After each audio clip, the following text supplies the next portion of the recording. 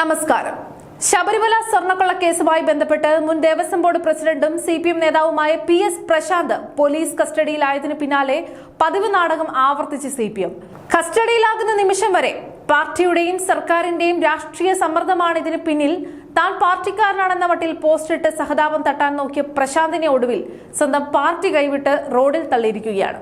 പ്രശാന്തിന്റെ arrest രാഷ്ട്രീയ പ്രേരിതമാണെന്ന വാദം പൂർണ്ണമായും തള്ളി പറഞ്ഞുകൊണ്ടാണ് മുതിർന്ന CPM നേതാക്കളായ EP ജയരാജനും അന്നത്തെ ദേവസ്വം മന്ത്രിയായിരുന്ന VN വാസവനും രംഗത്ത് വന്നിരിക്കുന്നത്. ലോക്സഭാ തെരഞ്ഞെടുപ്പിലേറ്റ കനത്ത തോൽവിയും ശബരിമല വിഷയത്തിൽ ജനങ്ങൾ നൽകിയ പ്രഹരവും മനസ്സിൽ കിടക്കുന്നത് കൊണ്ട് മാത്രം തടിയൂരാൻ വേണ്ടിയുള്ള CPMന്റെ ഈ ഒരു പുതിയ തള്ളിപ്പറയൽ നയം കണ്ട് അമ്പരന്നിരിക്കുകയാണ് കേരളത്തിലെ അണികളും പൊതുസമൂഹവും.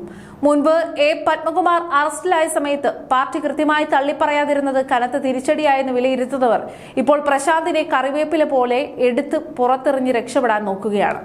എന്നാൽ പ്രശാന്തിനെ മാത്രം പ്രതിയാക്കി ഈ സ്വർണ്ണക്കൊള്ള കേസ് ഒതുക്കി തീർക്കാൻ ആരെയും സമ്മതിക്കില്ല. ഇതിന് പിന്നിൽ പ്രവർത്തിച്ച അന്നത്തെ ദേവസ്വം മന്ത്രിയെയും CPMലെ മുതിർന്ന നേതാക്കളെയും ചോദ്യം ചെയ്യുകയും അറസ്റ്റ് ചെയ്യുകയും വേണമെന്നാണ് ഉയരുന്ന ശക്തമായ ആവശ്യം.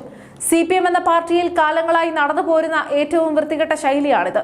പാർട്ടിക്ക് ആവശ്യമുള്ളപ്പോൾ നേതാക്കളെയും അണികളെയും മുന്നിൽ നിർത്തി വഴിവിട്ട കാര്യങ്ങളും കേസ് അട്ടിമറികളും ചെയ്യിക്കും. എന്നിട്ട് ഏതെങ്കിലും ഒരു കേസിൽ പോലീസ് പിടിവീഴുകയോ കോടതിയിൽ എത്തുകയോ ചെയ്താൽ തങ്ങൾക്കിതിൽ പങ്കില്ല, അത് അവരുടെ വ്യക്തിപരമായ കാര്യമാണെന്ന് പറഞ്ഞ് കൈകഴുകി സ്ഥലം കാലിയാക്കും. ഇതിനു മുൻപുള്ള കേസുകൾ എടുത്തു നോക്കൂ. കണ്ണൂരിലും കോഴിക്കോടും തെരുവിൽ അക്രമം അഴിച്ചുവിട്ട് എതിരാളികളെ വധിക്കാൻ ഇറങ്ങിയ അണികളെ കേസ് വന്നപ്പോൾ പാർട്ടി തള്ളിപ്പറഞ്ഞു. ED ഉദ്യോഗസ്ഥരെ ആക്രമിച്ച കേസിൽ തിരുവനന്തപുരം സെൻട്രൽ ജയിലിൽ കഴിയുന്ന പാർട്ടി പ്രവർത്തകരെ പാർട്ടി പുറത്തു തള്ളിപ്പറഞ്ഞു. ഇതിന്റെ ഏറ്റവും പുതിയ ഇരയാണ് PS പ്രശാന്ത്. പാർട്ടി ഏൽപ്പിച്ച കാര്യങ്ങൾ ചെയ്യുകയും സന്നിധാനത്ത് സ്വർണ്ണപ്പാളികൾ ചെന്നൈയിലേക്ക് മാറ്റാൻ ഉത്തരവിടുകയും ചെയ്ത പ്രശാന്ത് ജയിലിലേക്ക് പോകുമ്പോൾ EP ജയരാജനും VN വാസവനും പറയുകയാണ് അറസ്റ്റ് രാഷ്ട്രീയ പ്രേരിതമല്ല, അതിൽ പാർട്ടിക്ക് യാതൊരു ബന്ധവുമില്ല എന്ന്. ഉപയോഗിച്ച് കറിവേപ്പില പോലെ തള്ളുന്ന ഈ ഒരു പാർട്ടിയെ വിശ്വസിച്ച് ഇറങ്ങി പുറപ്പെടുന്ന അണികൾ ഇതിൽ നിന്നും പാഠം പഠിക്കേണ്ടതുണ്ട്. ലോക്സഭാ തെരഞ്ഞെടുപ്പിൽ ജനങ്ങൾ കൊടുത്ത തിരിച്ചടി ഓർമ്മയുള്ളത് കൊണ്ട് മാത്രമാണ് ഇപ്പോൾ CPM ഈ ഒരു ജാഗ്രത കാണിക്കുന്നത്.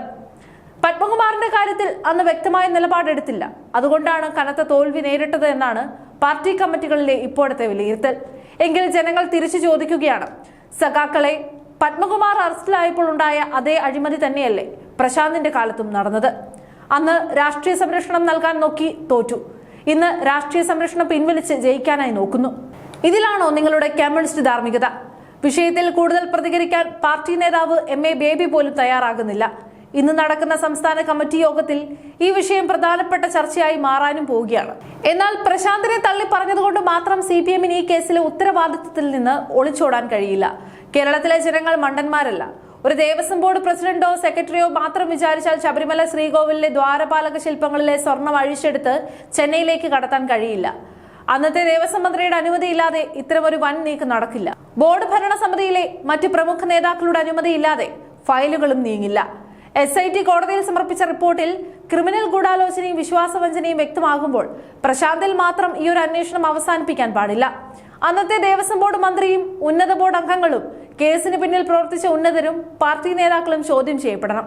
അവരെ കൂടി ചോദ്യം ചെയ്താൽ മാത്രമേ 2019ലും 2025ലും നടന്ന സ്വർണ്ണക്കൊള്ളയുടെ പൂർണ്ണമായ ചുരുളഴിയുകയുള്ളൂ. ശബരിമലയിലെ സ്വർണം കവർന്നവർ ആരായാലും അവരെ നിയമത്തിന് മുന്നിൽ കൊണ്ടുവരണം. പ്രശാന്തിനെ തള്ളിപ്പറഞ്ഞ് കൈകഴുകുന്ന CPM നാടകം അവസാനിപ്പിക്കണം. ഇതിനു പിന്നിലെ ഉന്നതരെയും അന്നത്തെ മന്ത്രിമാരെയും നിയമത്തിന് മുന്നിൽ കൊണ്ടുവന്ന് സസ്പെൻഡ് ചെയ്യുകയും അറസ്റ്റ് ചെയ്യുകയും വേണം. ഹൈക്കോടതിയുടെ മേൽനോട്ടത്തിലുള്ള പ്രത്യേക അന്വേഷണ സംഘം കൃത്യമായി തന്നെ മുന്നോട്ട് പോകട്ടെ.